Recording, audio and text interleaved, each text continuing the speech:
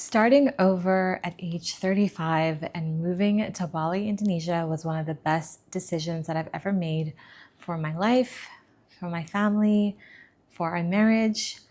But did it come with a cost? Of course it did. So I'm going to be diving in during this episode to what that cost was and why it can be hard to start over if you are at 35, 40, 45, 50, beyond.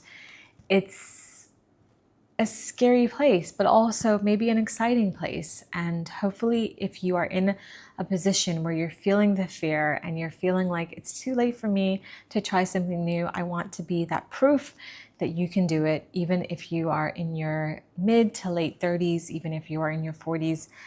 It's never too late to do something if it's on your heart, if you feel called to do it, if you know it would be a healthy choice for yourself and your family and your marriage. I encourage you to do it. I encourage you to take the leap of faith. And so in this video, I'm just going to be walking through some of the challenges, some of the reasons why it can feel hard, but also I'm going to leave you with my words from my own lived experience that you can do hard things, that you can overcome challenges, and that you have what it takes to live a better life, and you're worthy of it. You are so worthy of it. If you feel stuck or small in your environment, if you are just constantly reliving and rehashing old traumas, then I really want for you to think of other environments where you can have a better quality of life, where you can feel better about your day-to-day environment and your living and your experience. And you deserve that. You really do deserve that peace. You deserve to be in a place where you have security and where you feel like you can live the best version of your life and develop and step into that best version of yourself. And so that's what this episode is about. If you don't know me, I'm Nadia, and I was 35 years old when I moved with my family to Bali, Indonesia. And so we're originally from a very small island called Bermuda, and I was very much where many of you are probably right now. I knew for many years I did not want to be where I was. I knew that, or I dreamed that there was a better place out there for me, a place where I could live a better life, where I could take care of myself better. But I was stuck in this cycle. I was from Bermuda, and so it was easy and comfortable to stay there, to stay where I was from, to make an impact. I felt these pressures and these voices from outside telling me that you're Bermudian, so you need to contribute to society where you came from. I heard these voices and these pressures that told me, settle down and get married and start a family and live a good life and you'll be happy. And I kept trying to make this story fit for me, and it just never worked. I was never content. I never felt a peace where I was. I felt like I was what is it called? Like a square peg in a round hole. I think that's what it was. I just felt so different. I felt like it was hard for me to make friends. Yes, I had the same people that I've grown up with who are lovely and beautiful, and I'm so grateful for them and their love. But on a day-to-day basis, I felt just like I was traumatized in this environment. I felt like I was this flower that was wilting. It took me so much energy just to go through the day-to-day motions, and I was losing my light in my eyes. I had lost it. My uncle told me one day, "Your light has gone out in your eyes." And I was already planning on relocating, but it took us a few years to save up because my husband was not as risk averse as I was. He, had commitments in Bermuda. He had a mortgage with his family. He didn't want to leave anyone hanging. He had his own sense of responsibilities. And because of that, we stayed for many years. I was ready to leave around 2012, 2013.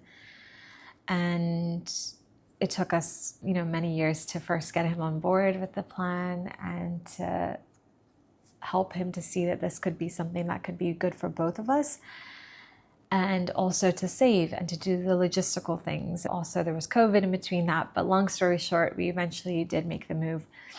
And so in this video, I'm going to be sharing with you some of the reasons why it might be hard if you're feeling like you're in your mid 30s, late 40s, whatever, why it might feel like it's so much harder for you to make the change and start over now. And so I hope that you feel seen. I hope that you know that you're not alone. And I've gone through so many of these things as well. But like I said, I'm so much happier and so much more grateful on the other side.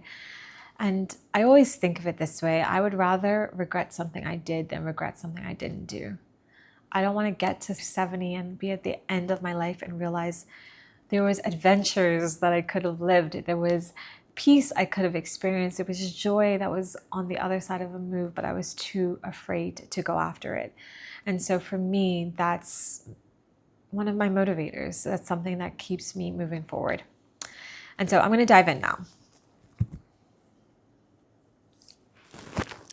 So the reality is that when you're younger, when I was younger, taking a leap, starting over, leaving everything you've known behind and starting over in a new place is freeing and exciting and an adventure. And when you're older, when you have kids that you're responsible for, when you have a partner that you have to answer to and that you have to be on the same team with, it can feel like more of a weight than freedom when you're relocating, because you have these people who you care for, that you love, and you don't want to make a mistake with their lives as well, right? And so that's exactly where we were. I was desperate to leave.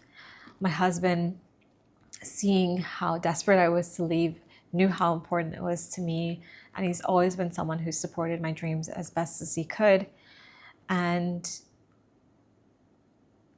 he wanted to make the move with me, for me, but he also knew that we had all of these responsibilities. We had kids. We had one kid at the time, and we had another child that was born here in Bali. But you don't want to sometimes take that leap when jobs are on the line, when someone's career and professional growth is on the line, when family relationships, like we've had so many challenges since we left, and they're starting to sort themselves out. But not everyone was happy that we left, and we had to do it for ourselves and our family unit. But there's going to be so many people that have or think they have a say in your life. At the end of the day, what I truly do believe is if you're an adult, if you're 21 and older, then you really do not have to ask for permission from anyone else to do something that is on your heart to do. If it's not hurting anyone in the sense of they're in danger, then unfortunately their comfort is not worth your life. Your life matters.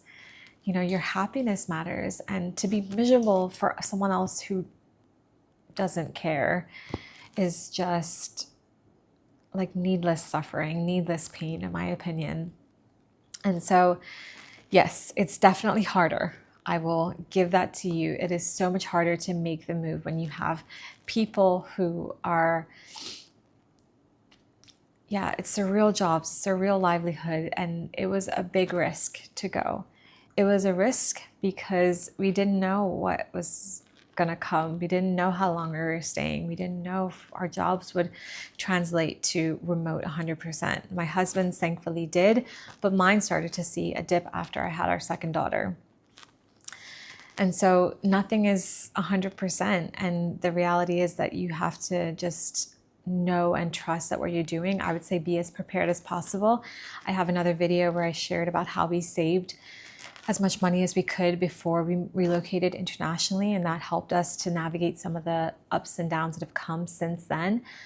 But you have to do it. So just be as prepared and as smart as you can, and make sure that you've thought things through and really answered the questions. I would definitely advise against just leaping before you think about it, because there's so much that can happen, right? And if you have these kids that you're taking care of and you have a partner whose future matters to you, then you want to make sure that you do it in a calculated way, especially if you are not so risk adverse.